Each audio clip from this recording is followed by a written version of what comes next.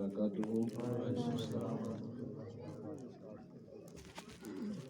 ممبر نور پر جلوہ بار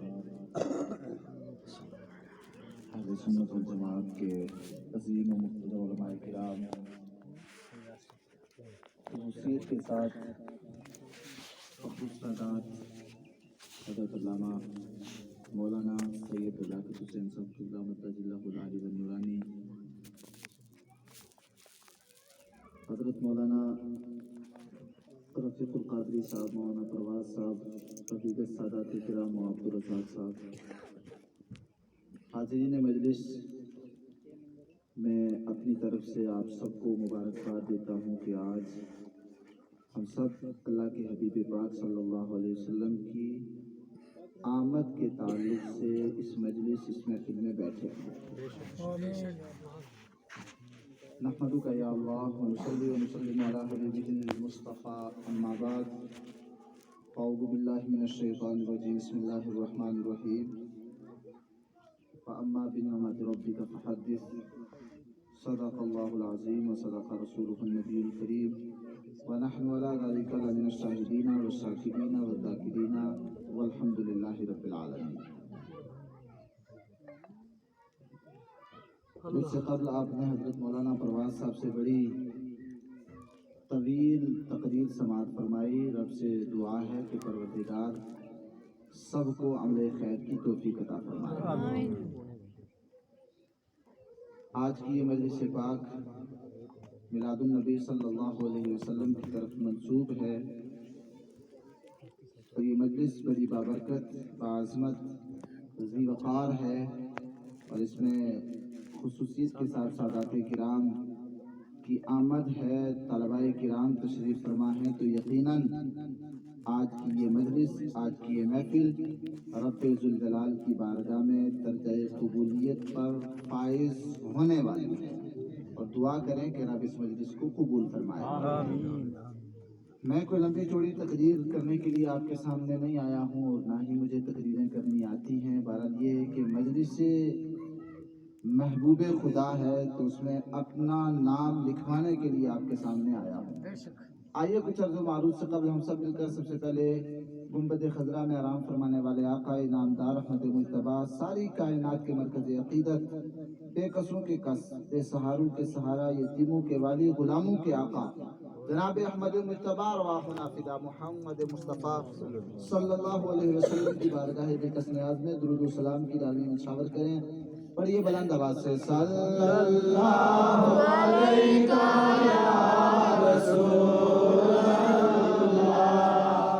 صلی اللہ علیہ یا حبیب اللہ، صلی اللہ علیہ یا رسول اللہ، وسلم علیہ یا حبیب اللہ، صلی اللہ علیہ یا رسول اللہ، وسلم علیہ یا حبیب اللہ، مبارک وسلم، صلاۃ و سلام علیک یا رسول اللہ، یا نبی اللہ، یا حبیب اللہ صلی اللہ علیہ وسلم۔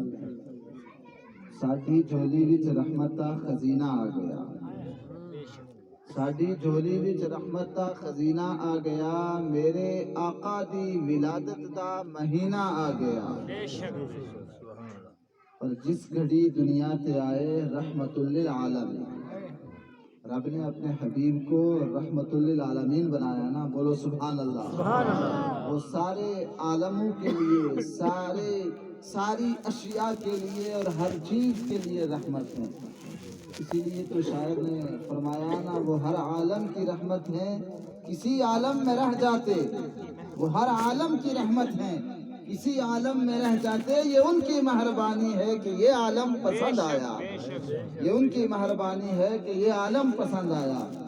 بہرحال شاعر نے کیا فرمایا، ساڈی جھولی وچ رحمت دا خزینہ آ گیا، میرے آقا دی ولادت دا مہینہ آ گیا، اور جس گھڑی دنیا تے آئے رحمت للعالمین، جس گھڑی दुनिया ते आए रहमतुल लिल आलमीन, ढग पए बुत कुफ्र दे मुंह ते पसीना आ गया, ढग पए बुत कुफ्र दे मुंह ते पसीना आ गया।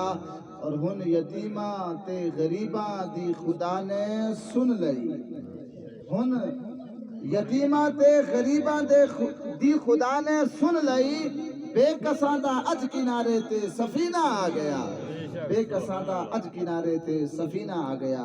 हज़रात मोहतरम, अल्लाह के नबी पाक सल्लल्लाहु अलैहि वसल्लम की आमद हमारे लिए बड़ी फ़ख्र, बड़े एज़ाज़ और हमारे मुक़द्दर का ये बहुत बड़ा सामान है। मैंने जो आयत करीमा आप हज़रात के सामने पढ़ी है, रब्बे जुल जलाल इरशाद फरमाता है, फ़अम्मा बिनिअमति रब्बिका फ़हद्दिस, कि अपने रब की नेमतों के खूब चर्चे करो। सुभान अल्लाह, क्या करो? अपने रब की नेमतों के खूब चर्चे करो। अब हम अपने जिस्म को, आज़ा को लें। रब ने हमें नेमतें दी हैं, जिस्म के आज़ा दिए हैं, आँख, पाँव, हाथ, ये सारी चीज़ें हमारी सलामत हैं, तो ये रब का बड़ा एहसान है। और ये जिस बंदे के पास इनमें से कोई एक चीज़ भी नहीं है, उस बंदे से आप जाकर पूछें कि उस पे क्या गुजरती है और कैसा वो महसूस करता है जिसके पास हाथ नहीं है, या जिसके पास आँख नहीं है, या जिसके पास पाँव नहीं है। उस बंदे से जाकर मुलाहिजा करें और उससे पूछें कि कितनी कीमती और कितनी अजीम चीजें हैं ये। बहरहाल हम और आप रब का जितना भी शुक्र करें, जिस नियामत पर शुक्र करें, तो ये रब का कामिल, अकमल, मुकम्मल शुक्र अदा नहीं कर सकते। हमें रब के शाकिर और उसके जाकिर बंदे बन जाना चाहिए। हमें देखो, रब किस्म किस्म की नियामतें खिलाता है। हम उन नियामतों को अगर गिनाएं तो गिना नहीं सकते। रब कितनी नियामतें खिला रहा है, मगर उन सारी नियामतों में से सबसे अफजल जान, माल, इज्जत, आबरू, ये सारी चीजें नियामतें हैं, मगर इन तमाम नियामतों से सबसे अफजल जो रब ने मुझे और आपको नियामत अता फरमाई, वो अपने हबीब को नाजिल फरमाकर हमारे दरमियान मबूस फरमाकर सबसे बड़ी नेमत हमारे दरमियान भेजी। याद रखें, हमें जान मिली, माल मिला, औलाद मिली, जायदाद मिली, मालो सर मिला, सब कुछ मिला। ये किसके सदके में मिला? नबी पाक के सदके में। सुभान अल्लाह।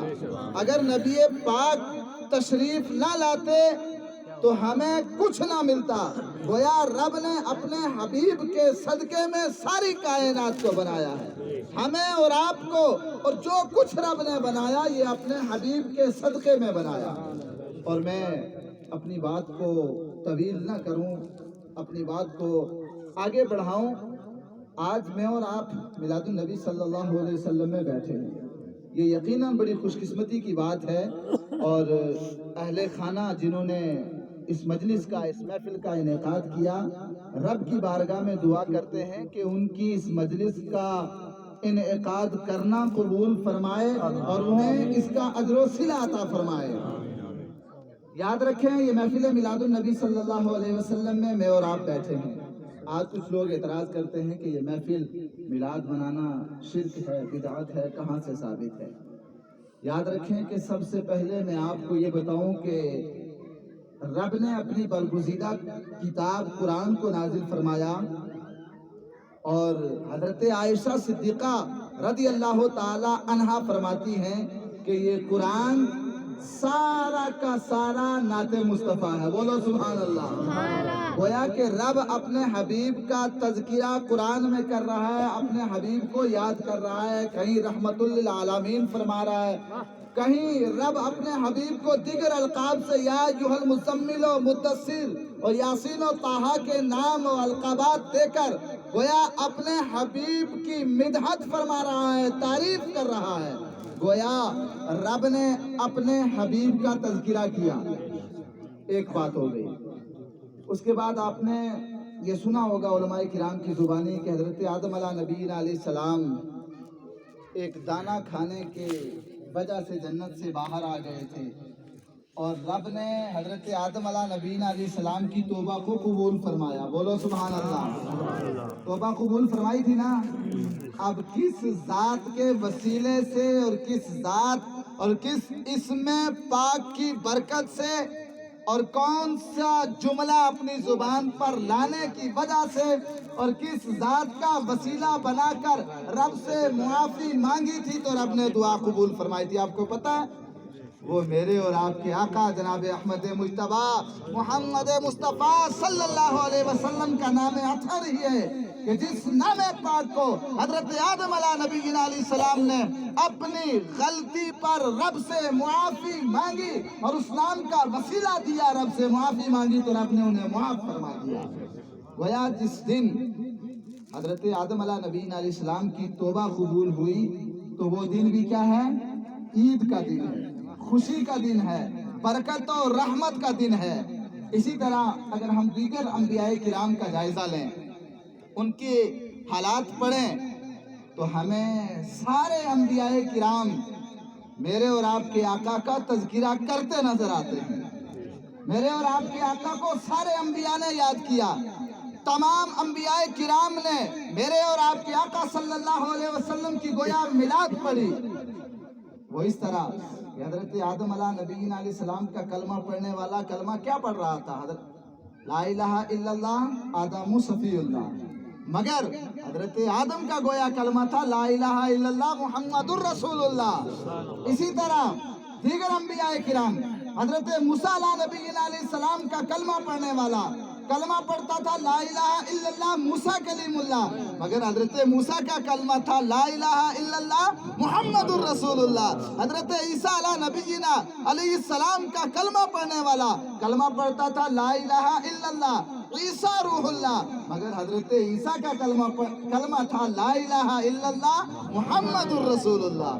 گویا کہ انبیاء کرام کے ہر دور میں ہر نبی نے میرے اور آپ کے آقا کو یاد کیا، تذکرہ کیا، میلاد منائی. گویا اور خوش قسمت ہیں وہ لوگ جو آج کی تاریخ میں بھی انبیاء کرام، صلحاء اعظام، اولیاء کرام کے اس نقش قدم پر چلتے ہوئے رب ذوالجلال کے محبوب پاک کی میلاد مناتے ہیں، رب کے حبیب کی آمد کا تذکرہ کرتے ہیں.